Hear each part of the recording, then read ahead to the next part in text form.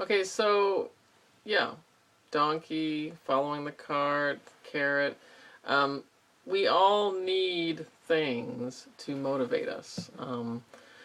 And he goes into great depth in that throughout this book. But the basic idea being that we all want certain things, and you can, um, lead a horse to water, but you can't make them drink. That whole idea of you can tell people why they should do something. I can say to my kids over and over again, you should brush your teeth. It's your teeth will last longer. I can give them all the logical reasons why they should brush their teeth, but unless they are motivated, unless there's something that they are really excited about, that they want, that they're going to get, um, and they understand it might be the value of, when you're 80 years old, do you want to have your real teeth in your mouth, or do you want to have dentures? If you can get them to see something that they want, um, you'll have a much better time of motivating people to do things.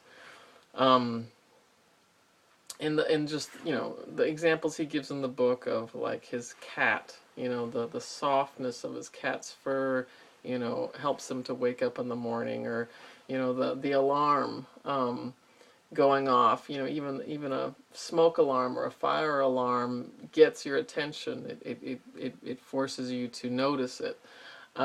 His Iron Man watch, is a reminder that, hey, I'm strong, and if a person doing this Iron Man marathon, wears a watch like this, it helps them, achieve these great tasks, then I can wear an Iron Man watch and I can get through my day. That's motivation.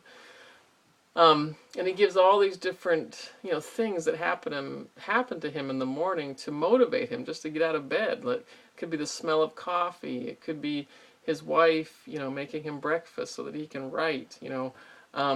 But think about what motivates you when you need to do something. I know it's terrible to admit, but I know when I'm sitting there slogging through, lots and lots of grading, and it's finals week, and I've got to get these things back to people, and it's really hard to motivate, but I'll do whatever I can. It might be, I grade 4 essays or speeches, and then I give myself the little lure of I can go make myself a coffee, or I can go check out Facebook and write something funny to my friends for 5 minutes, or we tempt ourselves if it's hard to get through a task, but we also tempt each other. We also offer incentives to people to make them to want to do things, and all of that is just seduction. It's knowing what somebody wants and using what somebody wants to get them to do what you want them to do, and it's another part of the art of persuasion, or rhetoric, as the Greeks called it. And of course, it goes without saying, but it needs to be said, and I think it's an important part of every public speaking course, which is there's an ethical component to all of this. You can teach anyone the art of persuasion, but are you teaching them these tools and sometimes tricks, but are you helping them to understand the art of persuasion in order to do good, in order to persuade people of good things, or to manipulate for some not very productive ends? And, of course, Hitler is the most obvious example of manipulation to get people to do things that are cruel and horrible and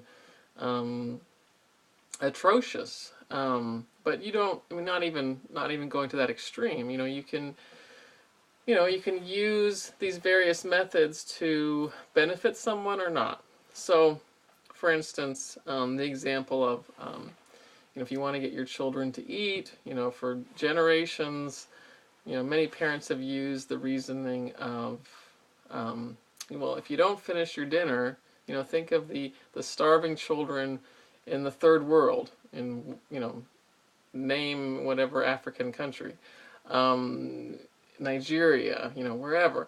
But you don't eat your food, how is that going to impact some starving child in another country? I mean, there's no way you could get your food on your plate to them. It's not logical.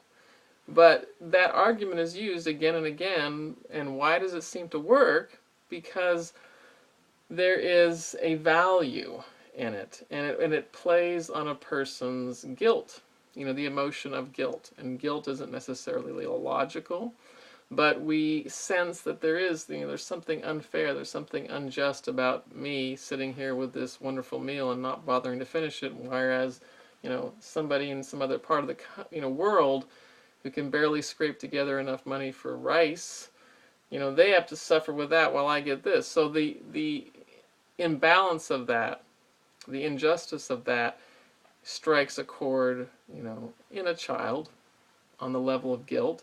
And guilt is a form of manipulation. It's getting the child to eat their dinner, maybe not in the most, honest or direct way, but it's getting them to do it.